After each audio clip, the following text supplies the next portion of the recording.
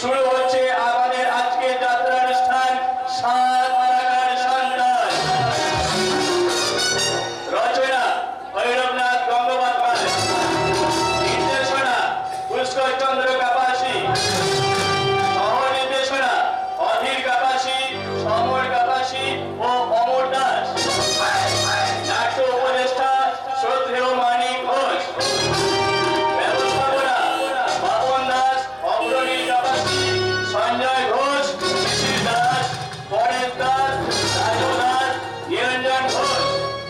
পরিচালনায় মুক্তিপুর সিদ্ধেশ্বরী সংঘের সকল সদস্যবৃন্দ। মঞ্চসজ্জা বাবু সাই, রূপসজ্জা আলো ও ধ্বনি প্রপতি সাজ পোশাক দেবীপুর পূর্ব বর্ধমান।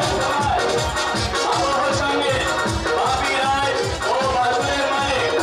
স্মারক সিদ্ধেশ্বর ভট্টাচার্য, মানিক রায় ও বিশ্বনাথ মিত্র।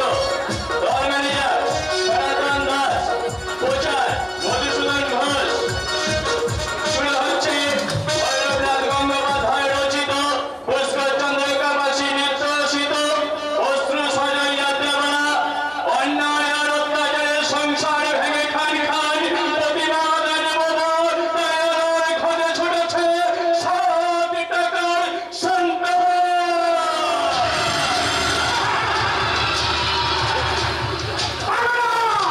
সবাই রাস্তায় খুঁজিটা ভাগের খাতে থেকে অক্ষত ফেলে ফেলে যেতে পারবে না। আমি আমার বাচ্চা থেকে নেবো, সবকিছু ভেঙে নেবো। শুধু তো বাড়ি করতে লাগার নয়, নির্বাচন বাইকের ভূমিকায় অভিনয় করার জন্য আমাদের মেলাগুলো ছুটে আসবে। আমাদের সবাইকে আমরা একটু একটু করে অপরাধী ভুলভুলি করে প্রথমেই পোশাক করে দেবে আমাদের গডফাদার ও জয়গুরুর বাচ্চা গণপতি গোস্বামী। তারপর আমরা সবাই মিলে ব্যবচ্ছিষ্টটাকে নিয়ে তাড়াতাড়ি করবো। আর সেই জন্য নোংরা দৃশ্যের ছবি লাল ভঙ্গিমায় করে তুলবে আমাদের ক্যামেরাম্যান কাছে। আর সেই বলে পুরো ফিল্ম হয়ে ভিসিআর মেশিনের সাহায্যে দেশ বিদেশে হোটেলে টিভিতে দেখতে পাবে হাজার হাজার বিকৃত নামী দর্শক। তাহলে বেছে নিয়েছে আমাদের বস দারুণ একটা ব্যবসা শুরু করছে ভাই। সবাই একসঙ্গে অর্ধেক আর কলা বেছা দুই চলছে। আপনারা বাদ দিয়ে তো বাকি দপ্তরের কথা বল। ও বাড়ি দত্ত আরে হ্যাঁ রে বুদ্ধ, আমাদের পতিতার ভগবান ছবিতে যেই মেয়েটা আমরা ভারী সাজবে বলে আমাদের ডাইরেক্টর প্রাণ কৃষ্ণ আচার্য 3 দিন ধরে ট্রেনিং দিচ্ছে, সেই মালটাকে দেখেছি। দেখেছি মালটা একবার সেক্স বল। সত্যি মাইরি, মেয়েটার মুখ দেখছে পিছনের হাইটিংটা ভেরি নাইস। ও মাথা মেয়েদের বিষয়টা কি দেখবি? দেখবি সামনেটা। আহা কি বুক, মনে হয় সারা যেন খাঁচায় কামড়ে খেয়ে নি। খাবে খাবে। কাজের শেষে আমি নিজের হাতে তোমাদের সবাইকে এক বোতল করে ভ্যাট 69 দেব। তোমরা মৌজ করে খাবে। কেমন? জয় গুরু, জয় গুরু। শুধু মদে তো মৌজ আসে না স্যার, মদের সাথে একটু মাল পাবো না? আহ, কি অশ্লীল তোমরা ল্যাঙ্গুয়েজ বলছো। তোমরা সাধু ভাষায় কথা বলো। স্যার পল্লী মানে এন্টারপ্রাইজ প্রাইভেট লিমিটেডের অফিস ঘর এটা। স্বত্বাধিকার আমি এই গণপতি গোস্বামী। প্রতি বছর এই সংস্থার মাধ্যমে একাধিক ভক্তিমূলক ছবি আমরা তৈরি করি। কাজে তোমাদের ভাবে ভাষায় একটু ভক্তি ভক্তি ভাবটা ফুটে ওঠা দরকার। গুরু কি বাহি কেবল মিস নয় না, আরে ইন্ডিয়ান ছড়ে মিস মোনালিসায় ওই রূপ দেহগুলো মুভি ক্যামেরায় ধরে রাখা হয়েছে তো। যেখানে দেখিলে ছাই উড়াইয়া দেখো তাই, পাইলেও পাইতে পারো মানিক রতন। জয় গুরু। বুঝলে, শাস্ত্রে বলেছে নারী রত্ন, আর আমি বলি মেয়ে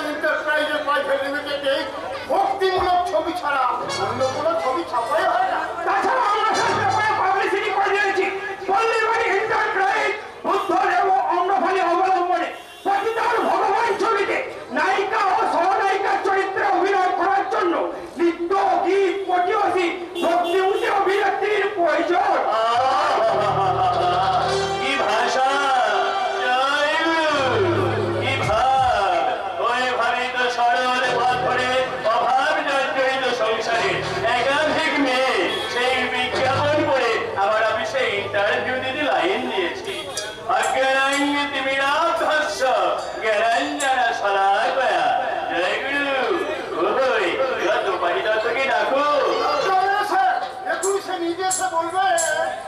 May I come in? কি? আমরা বাড়ির মধ্যে ইংরাজি শব্দ কেন? বলো বলো বলো। বুদ্ধাঙ্গে শরণং গচ্ছামি। প্রথমেই ও কথা বলবো কেন স্যার? আগে বুদ্ধদেব আসুন, আমাকে গভীর জ্ঞান দান করুন, তারপরে তো। বাবা, তুমি দেখছি রীতিমতো পড়াশোনা করেছো। তা তোমার বাবার নাম কি? গুরুদাস দত্ত, বাড়ি কোথায়? ভক্তিনগর। ভক্তি ছাড়া মানুষের মুক্তি নেই। সেই জন্যই তো আমি ভক্তিমূলক ছবি ছাড়া করি না। আপনি রাস্তা করেন, তারপরে ডিস্কো। পরেশ, ও কথা বলো না, ও কথা বলো না। আমাদের তো সবই ধর্মমূলক ছবি। ধর্মমূলক ছবিতে অভিনয় করবো বলে তো কাকা আমাকে সিনেমা করার অভিনয়ে অনুমতি দিয়েছে। শাশ্বত ভারতবর্ষে সনাতন টাকা তো শীতল। পরে তোমরা এখন যাও, এই ডাইরেক্টর প্রাণকৃষ্ণ আচার্য ওকে কেমন তালিম দিল আমি একটু দেখে নিই। যাও। যাচ্ছি স্যার। আমরা পাশের বাড়ি যাচ্ছি, যদি কোনো কিছু প্রয়োজন হয় স্যার ডাকবে। আমার সাধনার মন্দিরে ওই দুটো যেন শ্মশানের চন্ডাল। জয় গুড়ি জয় গুড়ি জয় গুড়ি জয় গুড়ি। হ্যাঁ, শুরু করো তোমার। এবার তুমি আমার বাড়ি নাচ শুরু করো। শুরু করুন আগে আমাকে এখন ভালো করে কৃষ্ণটা বুঝিয়ে নিয়ে দেন। আবার বোঝাবে। আরে বোঝানোর কি আর শেষ আছে বলো তো? আরে বুঝতে বুঝতে তো আমার জানতো জীবনটা মরছে ধরে গেল আমার না বোঝান।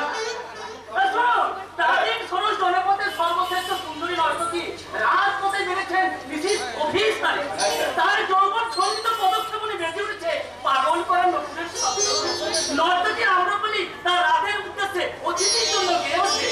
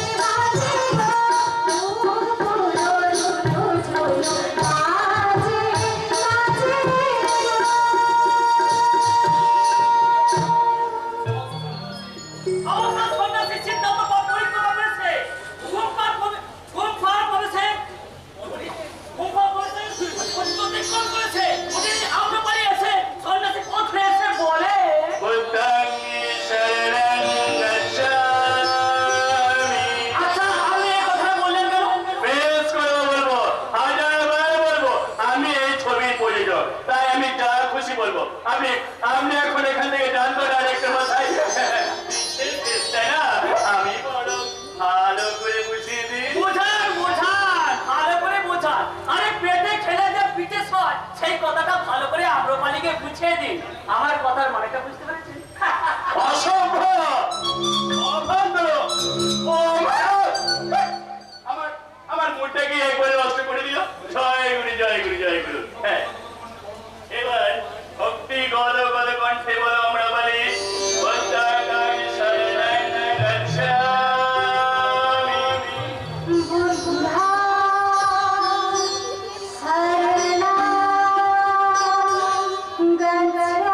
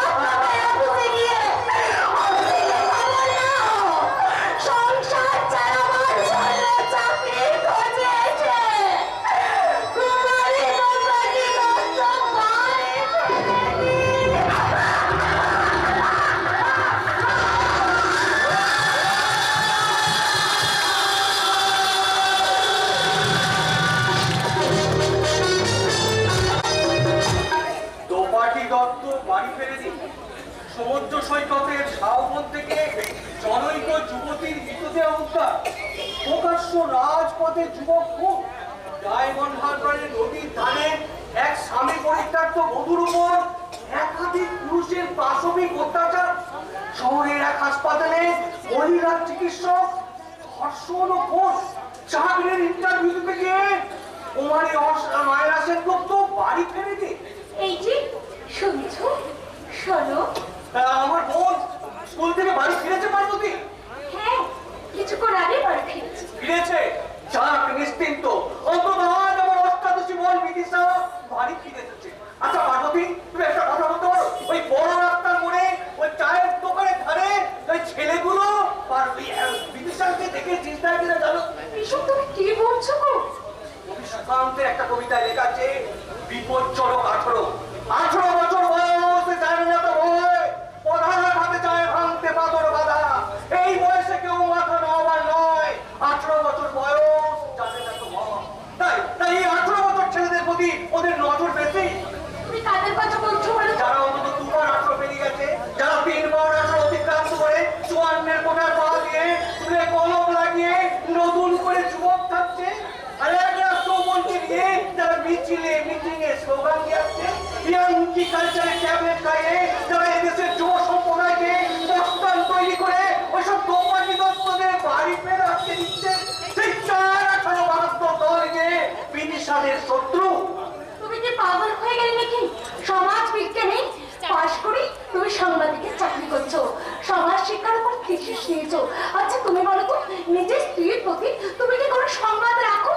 এই 3 বছর বিবাহিত জীবনে তুমি আমার জ্ঞানের লেকচার ছাড়া আর কি দিয়েছো বলতে পারো? ভালোবাসা রক্ষিতের হিরোর মতো ডায়লগ করছো। ভালোবাসা, ভালোবাসার মানে জানো? অভিধান খুলে দেখতে হবে। তার আগে দাও, দেখো কি ড্রেসিং টেবিলের সামনে তোমার নিয়ে যাওয়ার স্ত্রী নোমা কেমন একটা গয়না পরি নিচে কেমন সাজগোজ করছে।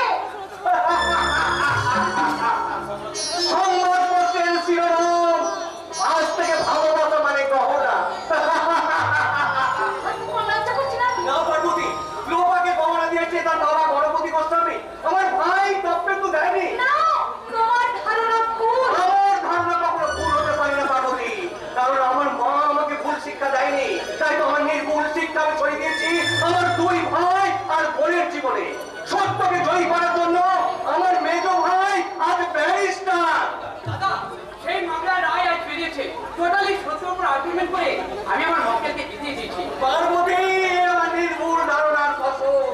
তাই দেবী প্রশাসনকে স্বচ্ছ দুর্নীতিমুক্ত করার জন্য আমার ছোট ভাই দিব্যেন্দু আজ পুলিশ অফিসার। জানো আজ আমি একটা দারুণ কাজ করেছি, দারুণ কাজ। কাজ করেছে ঠাকুরপো। গৃহবধূকে পুড়িয়ে মারার অপরাধে শ্বশুর আর শাশুড়িকে একেবারে সোজা নাকাতে ঢুকিয়ে দিয়েছি। আজ আমি কিন্তু খুব ক্লান্ত আছি, এখন আমি একটু বিশ্রাম নিতে চললাম। না, আমার বিশ্বাসের বিশ্রাম নেওয়ার সময় নেই, এসব তুমি কি বলছো? সময়ের ছুটি নেই, কর্তব্যের রবিবার নেই। এই দেখ তোরা দেখ, আজকে প্রথম পৃষ্ঠার সংবাদ দেখ, দোপাটি দত্ত বাড়ি ফেরেনি। কোথাকারকে দোকানি কত বাড়ি ফেরেনি বলে ঠাকুরপো বিশ্রাম নিতে পারবে না? ওই পুলিশ বলে কি দাসগঞ্জ লিখে রেখে দিয়েছে নাকি? কি বললে বাবা? সত্যেন্দুর মা হয়ে গেলে একই কথা বলতে। বলে তো ঠিক কথাই বলেছি মা। পুলিশ হলো ছোট মানুষ। পুলিশ মানুষ নয়, সাধারণ মানুষ নয়। সাধারণ মানুষ যখন নিশ্চিন্ত হয়ে ঘুমোয়, তখন পুলিশ তখন থেকে থাকে অতন্ত্র প্রহরীর মতো। সুখ দুঃখের সংবাদে সংসারী মানুষ যখন ক্ষতবিক্ষত হয়, তখন তারা ছুটে যায় থানায়, জানায় আপন বিপদের কথা ওই পুলিশের কাছে। তাই বলি পুলিশ ছুটি নেবে ঘটে নিতে গেলে পুলিশকে তার গা থেকে ওই পোশাকটা খুলে ফেলতে হবে। আর পুলিশের পোশাক পরে কর্তব্যের ফাঁকি দিয়ে জনগণকে ধাপ্পা দিয়ে কাজের সময় বিশ্রাম নেবে, এটা আমি পছন্দ করি না। তুমিও শোনো তপ্পেন্দু, ব্যারিস্টার তুমি, আইন তোমার যুদ্ধের হাতিয়ার। তাই তোমার হাতিয়ার সবসময় উন্নত থাকবে মিথ্যার বিরুদ্ধে, বিরুদ্ধে। আইনের জন্য সত্য থেকে ন্যায় থেকে তোমার স্ত্রী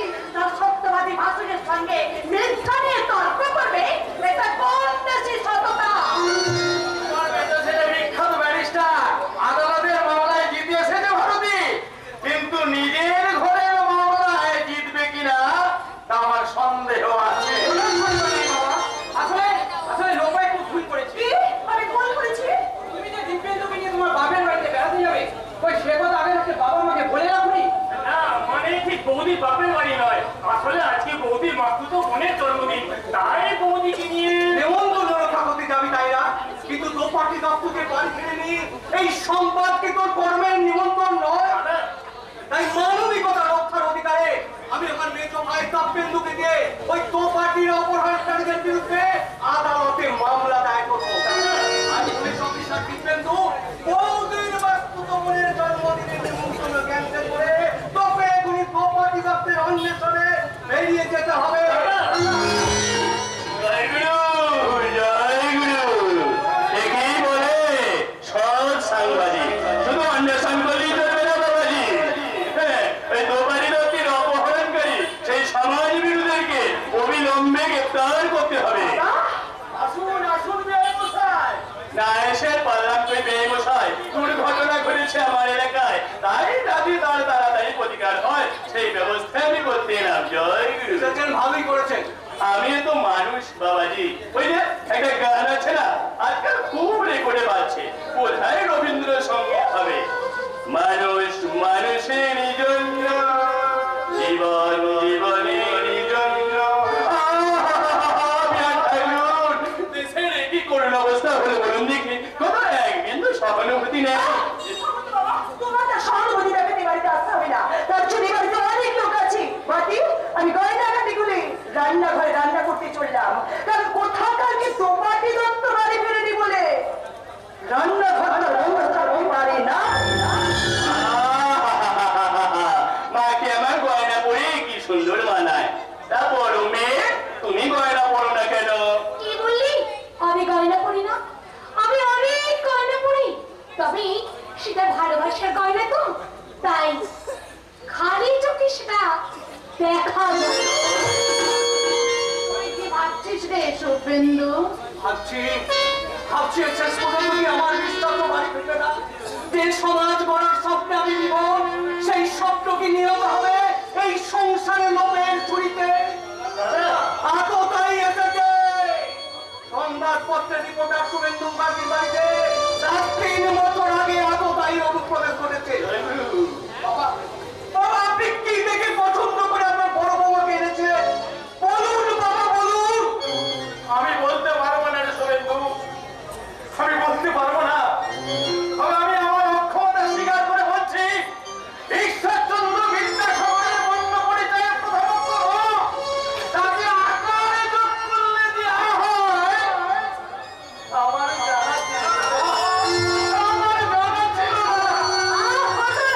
যদি গণপতি গোস্বামীর মেয়ের সঙ্গে আমার মেঘু ছেলের বিয়ে না হতো। আপনি কি বলছেন ঠাকুর? মায়াটা ভীষণ খুশি, মায়ের ভয় লাগছে। কেন বাবা কি ভুল করতে পারে না? আরে মানুষ মাত্রই ভুল করতে পারে, কিন্তু আমি ভুল করিনি।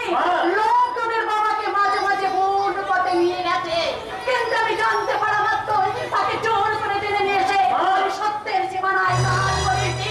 তা যদি না করতাম, নির্ভুলের খাবার চালাই, যদি তোদের করে দিতে আমি মানুষ না করতাম, তাহলে আইন প্রতি ব্যবস্থা হতে পারতিস না। আবহাওয়ায় তুই পুলিশের চাকরি পেতিস না। সত্য আমার ব্রত, আর সেই সত্যের একমাত্র সত্য আমার বড় ছেলে শুভেন্দু, আমার 7 টাকার সন্তান। সত্যিকার সন্তান কথাটার মানে কি বেমশাই? কে সত্যিকার সন্তান? ওই শুভেন্দু, ওই শুভেন্দু ওর মায়ের 7 টাকা দিয়ে কেনা সন্তান। আহা, এই শুভেন্দু তাহলে আপনাদের নিজের ছেলে নয়? হ্যাঁ, শুভেন্দু ও তো আমাদের নিজেরই ছেলে। আশ্চর্য তো। তবে ওর মা ওকে ওই দায় মায়ের কাছ থেকে 7 টাকা দিয়ে কিনে নিয়ে এসেছিল। খুবই আশ্চর্য। আরে বাবা, আশ্চর্য কিছু নয় রে বসে, আশ্চর্য কিছু নয়। শুভেন্দু জন্মাবার আগে আমাদের দুটো সন্তান মারা যায়। তারপর তার থেকে ওই পুরোপুরি বলেছিলেন, এবার যদি ছেলে হয় তাহলে ওকে দায় মায়ের কোলে তুলে দিয়ে 7 টাকা দাম দিয়ে কিনে নিতে হবে। তারপর আমাদের এই শুভেন্দু হলো, ওকে ওর মা 7 টাকা দিয়ে কিনে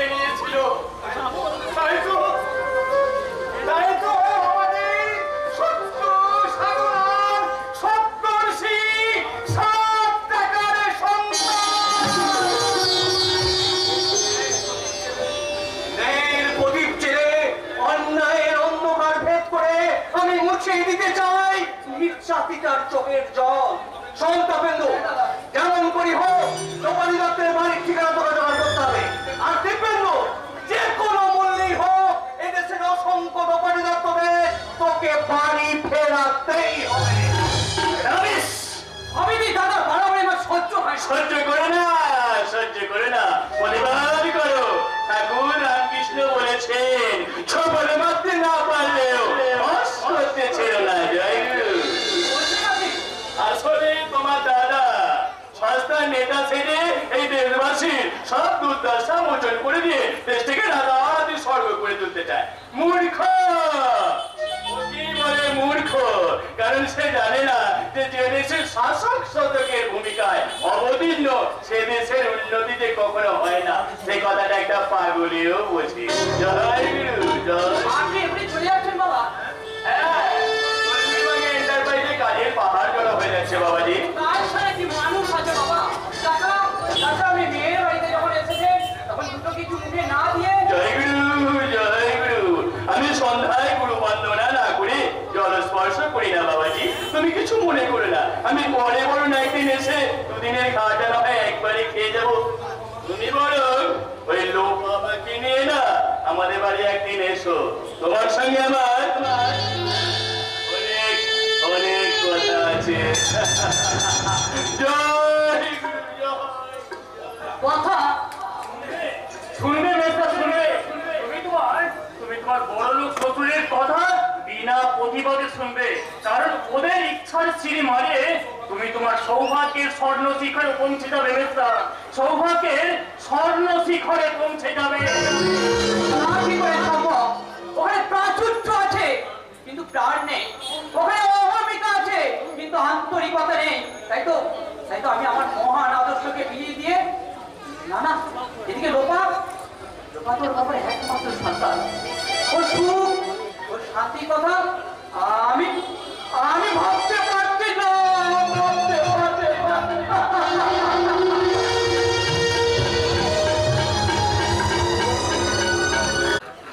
চল চল চল, বাড়ি ফিরে চল, বাড়ি ফিরে চল। নদীর ধারে, পার্কে, ময়দানে, চায়ের দোকানে এনার পালের মতো বসে আছে সব হাজার হাজার যুবক যুবতীর দল। শহরের পাপ পবিত্র গ্রামকে গ্রাস করে ফেলেছে। ওই দেখো, ওই দেখো, শহরের মতো সব এখানেও বসে আছে জোড়ায় জোড়ায়। কোথাও 3টে মেয়ে, একটা ছেলে, কোথাও বা 4টে ছেলে, একটা মেয়ে, কোথাও তরুণীর সঙ্গে বৃদ্ধা, কোথাও 50 বছরের বৃদ্ধার সঙ্গে 25 বছরের যুবক। এই তোমরা আমাদের শুধু গল্প করতে বাড়ি থেকে চলে এসেছে? তুমি আবার কাউকে কিছু না আমাদের বাড়ি থেকে পালিয়ে এসছো? আসছে আসছে, শহর থেকে নগর সভ্যতার নদী দিয়ে ব্যভিচারের ঢেউ উতালে পাতালে করে ছুটে আসছে। দাদা, ওই দেখো না, ওরা শহরের ধারে করে নোংরা পোশাক পরে টেপরে কোটার চালিয়ে ডিস্কো ড্যান্সার মিউজিকে বাজাচ্ছে, হেরোইনকে কাপড় তুলে টুইটে নাচছে। দাদা, তো ওদের তুমি সাহস ভিক্ষা দিবার অবস্থা কি বাবুজোর? দাদা, ঘরে ঘর বাড়ি ছেড়ে তো পালিয়ে বেড়াচ্ছে। বেকার যন্ত্রণায় চুটু, চাকরিতে প্রমোশন না হওয়া চুটু, ডবল বেলের মহাসারের চুটু, তোমাদের লজ্জা করে না?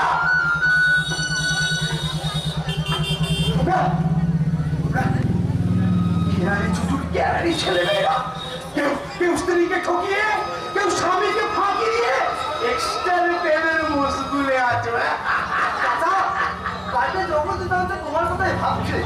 আমাকে কিন্তু এখন সারা ভারতবর্ষের কথা ভাবতে হবে। তাই তো স্বাধীন ভারতবর্ষের জমিতে আমি এসেছি ভেড়া চড়াতে। ভেড়া ভেড়া শুদ্ধ ভাষায় যাকে বলে মেষ পালক। ওই তো একদম মেষ, ওখানে চোখ মুখে শিবুচ্ছে। তোমরা কোথাকার ভেড়ালো? কি বলে তোমরা ভেড়ালো? তোমরা মানুষ। তোমরা পূর্ববঙ্গ থেকে, পশ্চিম পাঞ্জাব, সেই ঘর থেকে জাল মান নিয়ে সব চলে এসেছো।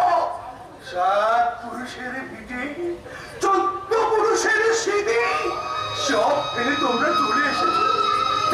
যারা তোমাদের মেষ বানিয়েছে তাদের বিরুদ্ধে তোমরা প্রতিবাদ করো।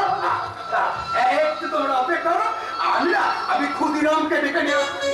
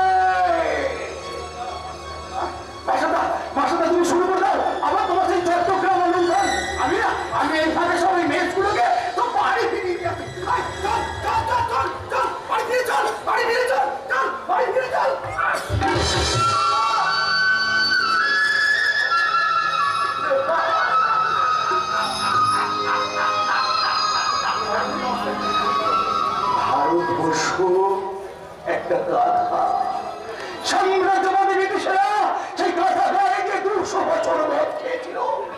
নেতাজি সুভাষ চন্দ্র বসু সেই মদের বোতল ভেঙে গুড়িয়ে দেওয়ার জন্য বম ফেলতে ফেলতে কলকাতা আসছিল, সাইরেন বাজছিল।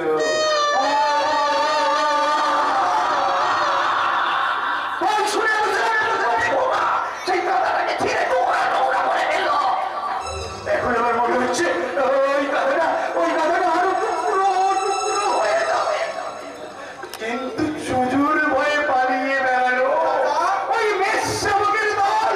তোমরা ওই গাধাটাকে আর টুকরো টুকরো হতে দিও না, টুকরো টুকরো হতে দিও না। বন্দে মাতরম, বন্দে মাতরম, বন্দে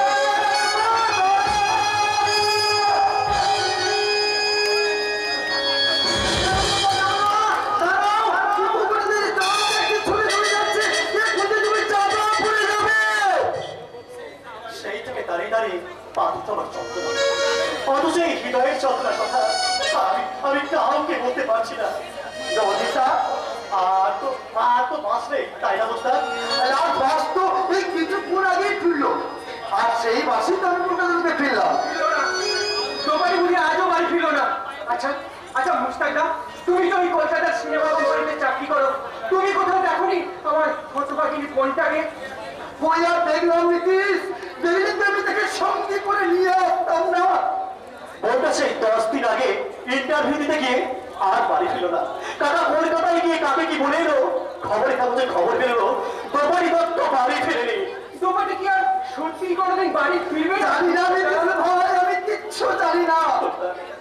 মেয়েটার জন্য আমারও দিনটা হাহাকার করে ওঠে, দুজনে পানি ছড়ে। তাই আমি আমার স্টুডিওর কাজ শেষ করে প্রত্যেকটা প্ল্যাটফর্ম খুঁজে দেখি আমার কোম্পানি গাড়ি ধরে দাঁড়িয়ে আছে কিনা। যখন তাকে আমি দেখতে পাই না, তখন তো আমার এক মনে বসে মনে মনে আমি গাই পরশ পাগল হারিয়ে গেল,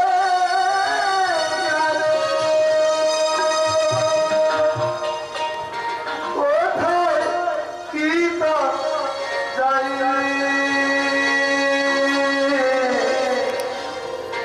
তু চোখে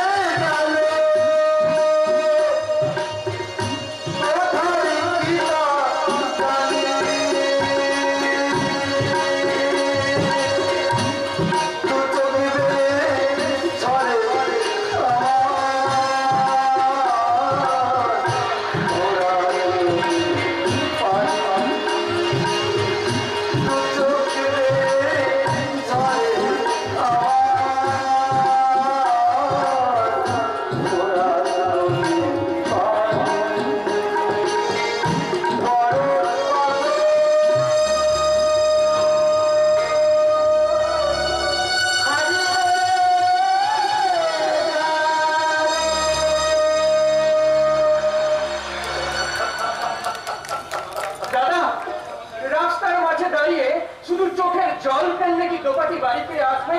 কি করবো বল, আমার কি আর করার আছে? সে যেখানে গেছে আমাকে কি তার ঠিকানা দিয়ে গেছে? কিন্তু বলে তো গেছে যে ওই সিনেমায় অভিনয় করার জন্য স্টুডিওতে ইন্টারভিউ দিতে যাচ্ছে। আমি সিনেমা দেখেছি, কিন্তু সিনেমার ছবি যেখানে তৈরি হয় সেই স্টুডিওর সম্পর্কে আমি কিছুই জানি না। এখন কি হবে দাদা? কি করে আমাদের মান সম্মান ইজ্জত বংশমর্যাদা রক্ষা হবে সেই কথাটা একবার ভেবে দেখো দাদা। ভাবছি না, সব ভাবনার বোঝা কি তুই একাই বয়ে পাচ্ছিস? মান ইজ্জত বংশমর্যাদা আদালত হয় আমার একাই আছে, আর কারণ নেই। তোমারই তো আমার বোন ছিল না, সে ছিল আমার শত্রু। তাই শত্রু বিদায় হয়েছে বলে আমি তো মনের আনন্দে আসছি। তুমি বুঝতে পারছো না দাদা? কে দাদা? আমি তোদের কেউ নই। আমি তোদের মানুষ করি, আমি তোদেরকে লেখাপড়া শিখাইনি, আমি তোদেরকে এক বিন্দু ভালোবাসি। তো এতই যদি তোমার ভালোবাসা, তাহলে কেন এই সামালিকা বোনকে কলকাতায় পাঠিয়েছিলে চাকরি খুঁজতে? সংসার চালানোর জন্য। দাদা, আর যদি আমার একটা চাকরি থাকতো, মালিক যদি আমার ঝুঁকপিটা বন্ধ করে না দিত, আমি কি তোমাকে ইন্টারভিউ যেতে দিতাম? সঞ্চিত যা ছিল সে তো কবেই খেয়ে ফেলেছি। জয়ন্তের সঙ্গে তোমাদের বিয়ের জন্য যে টাকাটা জমিয়ে রেখেছিলাম সেটাও শেষ হয়ে গেছে। হাতে বাজারে আজ আমার গলা পর্যন্ত টেকা না রে। কোনো দাদা কি চায় তার উপযুক্ত বিবাহযোগ্য হন বাইরে চাকরি করতে চায়? আমি তো আপনাকে তখনই মানা করছিলাম জগদীশদা, বলেছিলাম বাবা যা রেখে গেছে তাতে আমি চাকরি না পেলেও আমার আর দোপাটি জীবন ভালোভাবে চলে যাবে। আপনি আমাদের বিয়ের ব্যবস্থা করুন। তারা তো অবাক ছিল না, কিন্তু দোপাটিকে বললে আমি বিয়ে করে শ্বশুর বাড়ি চলে গেলে তোমরা খাবে কি? আচ্ছা, আমি কি কাল আপনার কলকাতা যাবো জগদীশদা? সে যেখানে গেছে তুমি কি তার ঠিকানা জানো? জয়ন্ত না, যাবার সময় সে আমাকে তেমন কিছু বলে যায়নি, শুধুমাত্র বলে গিয়েছিল সিনেমায় অভিনয় করার জন্য সে ইন্টারভিউ দিতে যাচ্ছে। ওই লাস্ট ট্রেনের আগে ট্রেনে সে বাড়ি ফিরবে। আচ্ছা, টাকাও কি বাড়ি ফিরেছে? টাকা ওর কথা বাদ দাও। একটা হাত পাগলা মানুষ তবে ঘি খেয়েছে, এখনো হাত চুপে সে ঘিয়ের গল্প করছে। ভারতের স্বাধীনতা যুদ্ধের সৈনিক নেতাজির সঙ্গে মিটিংও করেছিল, অনুশীলন সমিতির সদস্য ছিল। পাগল একটা। কখনেই খবরের কাগজে খবর তুলে দিল দোপাটি দত্ত বাড়ি ফেরেনি। আমার ভাই যে দোপাটি রক্ত বাড়ি ফিরেছে। ওরে তোমাকে কোথায় আছিস? জগদীশকে খবর দে, জয়ন্তকে বলে দোপাটি বাড়ি ফিরেছে। বাড়ি ফিরেছে? এই তো তোমরা সবাই এখানে আছো দেখছি। শোনো, আনন্দের খবর, দোপাটি বাড়ি ফিরেছে। সত্যি দোপাটি বাড়ি ফিরেছে? মানে আমার ভয়ে ফিরেছে। আমরা স্বাধীনতা সংগ্রামীরা হুঙ্কার দিয়ে পড়েছিলাম, কুইট ইন্ডিয়া। আমি ইংরেজরা সব দেশে ফিরে গিয়েছিল, আর দোপাটি ফিরবে না। আমি চুপ করলে কি দোপাটিরা বাড়ি ফিরত? আমি চুপ করিনি। তারাও কলকাতায় রাস্তায় গঙ্গার ঘাটে পার্কের ময়দানে দাঁড়িয়ে চিৎকার করে বললাম, চল চল তোরা বাড়ি ফিরে চল। অমনি ধারার পালের মতো হাওড়া স্টেশনে, শিয়ালদা স্টেশনে পিল পিল করে দোপাটিরা বাড়ি ফেরার জন্য গাড়িতে ছাপলো। হুসকে রেল কর্মচারী রাস্তায় হাজার হাজার বিনা টিকিটের যাত্রীকে নিয়ে ছুটে চলেছে ইলেকট্রিক ট্রেন।